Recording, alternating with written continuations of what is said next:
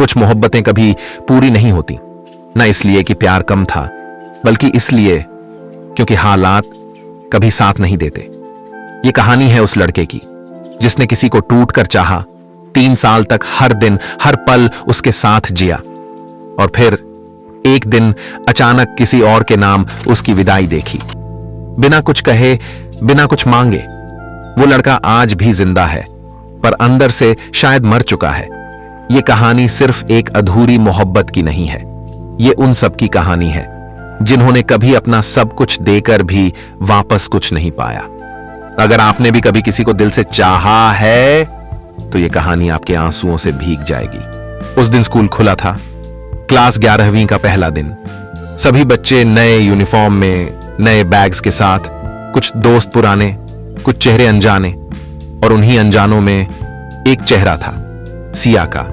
नए एडमिशन वाली लड़की, शांत, थोड़ी डरी हुई, और सबसे अलग आरव, खिड़की के पास बैठा लड़का जिसे शोर शराबा पसंद नहीं था, बस अपनी कॉपी और एक अधूरी कविता में खोया रहता था। जब पहली बार उनकी नजरें मिली, वो कुछ नहीं बोले, लेकिन वक्त वहीं कुछ पल ठहर गया। शायद वहीं से कहानी ने करवट ली थी, जिसे दोनों ने उस दिन समझा नहीं। दिन बीतते गए, सिया और आरव पास आने लगे।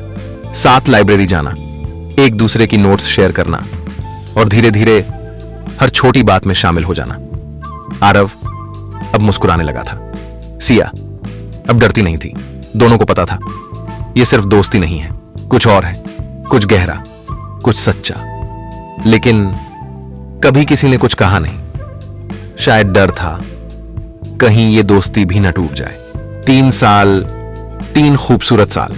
हर जन्मदिन पर छोटी सी कविता, हर परीक्षा के बाद एक कैडबरी, और हर छुट्टी के बाद मिलने की वो बेचैनी। सिया की हंसी आरव का सुकून बन गई थी, और आरव की खामोशी सिया की सबसे बड़ी चाह। लेकिन फिर भी कभी किसी ने आई लव यू नहीं कहा। बस नजरों से, खामोशी से सब कुछ बयां होता रहा। 12वीं की परीक्षा खत्म हुई, सबने अपने रास्ते चुन लिए। आरव अपने सपनों के पीछे चल पड़ा, और सिया घर लौट गई। कुछ वक्त तक बातें होती रहीं, फिर धीरे धीरे फासले बढ़ते गए। एक दिन आरव को एक मैसेज मिला, मेरी शादी तय हो गई है, अगले महीने। आरव घंटों उस स्क्रीन को देखता रहा।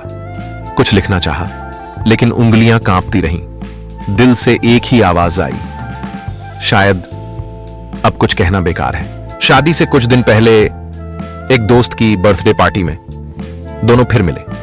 सिया लाल जोड़े में नहीं, सादगी में भी बेपनाह खूबसूरत लगी। आरव चुप था, पर उसकी आंखें बहुत कुछ कह रही थीं। दोनों एक दूसरे को देख रहे थे, जैसे 3 साल एक पल में गुजर गए। सिया ने कहा, कभी सोचा नहीं था हम ऐसे मिलेंगे।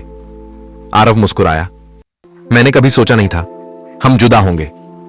एक लंबा सन्नाटा था, फिर सिया उठी और धीरे से बोली, काश तू एक बार कह देता और चल दी, हमेशा के लिए। आज सालों बीत गए हैं। सिया किसी और की पत्नी है।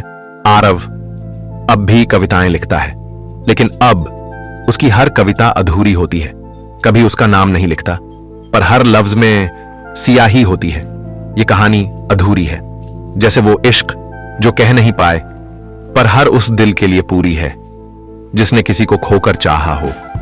कभी कभी सब कुछ कह देने से भी कुछ नहीं बदलता, और कभी खामोशी उम्र भर का अफसोस दे जाती है। कुछ कहानियां कभी खत्म नहीं होती, वो बस यादों में सांसें लेती रहती हैं। आरव और सिया की तरह शायद आपके जीवन में भी कोई ऐसा था या है जिसे आप कह नहीं पाए, या वक्त ने कहने नहीं दिया। अगर आज भी दिल में कहीं उसकी जगह बाकी है, तो इस कहानी को अपने एक आंसू की तरह सहेज लीजिए, क्योंकि मोहब्बत हमेशा पाने का नाम नहीं होती। कभी कभी सिर्फ निभाने से भी अमर हो जाती है।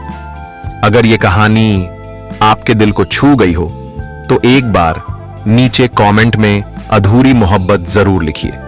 और ऐसी ही कहानियों के लिए चैनल को सब्सक्राइब करें, और अगले वीडियो में फिर मिलेंगे एक और अधूरे एहसास के साथ, क्योंकि कुछ जख्म कहानियां बन जाते हैं।